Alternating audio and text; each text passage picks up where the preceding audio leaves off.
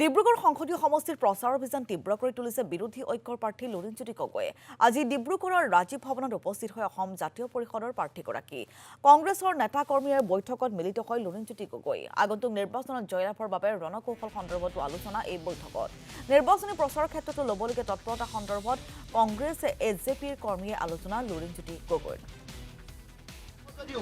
জাহাজত দিয়াৰ লগে লগে গৈ হাততে পৰিব, চিন্তা কৰিব নালাগে।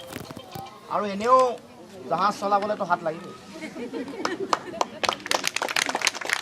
যদি আৰু এইকেইদিন বৰষুণ আৰম্ভ হৈ গৈছে, জাহাজ চলাও আৰম্ভ হৈ গৈছে।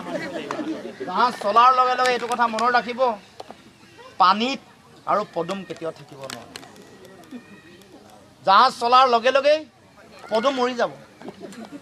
গতিকে ৰাইজ, আপোনালোকে সকলোকে মই আহ্বান জনাইছোঁ, যাতে সকলোৱে এটাও ভোট ইফাল সিফাল নহয়। নিজৰ ভোটটো দিলে নহ'ব, পৰিয়ালৰ ভোটকেইটা দিয়ালেও নহ'ব।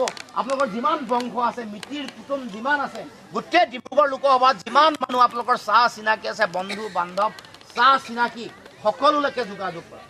যদি পোনপটীয়াকৈ যোগাযোগ কৰিব পাৰে পোনপটীয়াকৈ কৰক, আৰু নহ'লে টেলিফোন, এইটো বিজ্ঞানীয়ে দিয়া এইটো ব্ৰহ্মাস্ত্ৰ হাতত আছে নহয়, এইটো উলিয়াই হ'লেও আপোনালোকে অস্ত্ৰ প্ৰয়োগ কৰি এইবাৰ যেনে তেনে জাতিটোক অন্যায় কৰা যিবোৰ শক্তি, এই শক্তিক আপোনালোকে অসমৰ মাটিৰ পৰা উৎখাত কৰিব। এইটো জাতীয় দায়িত্ব, এইটো মোৰ প্ৰতি দায়িত্ব নহয়, এইটো অসমৰ প্ৰতি, অসমৰ সমাজ জীৱনৰ প্ৰতি, অসমৰ ভাষা সংস্কৃতিৰ প্ৰতি আপোনালোকৰ দায়িত্ব।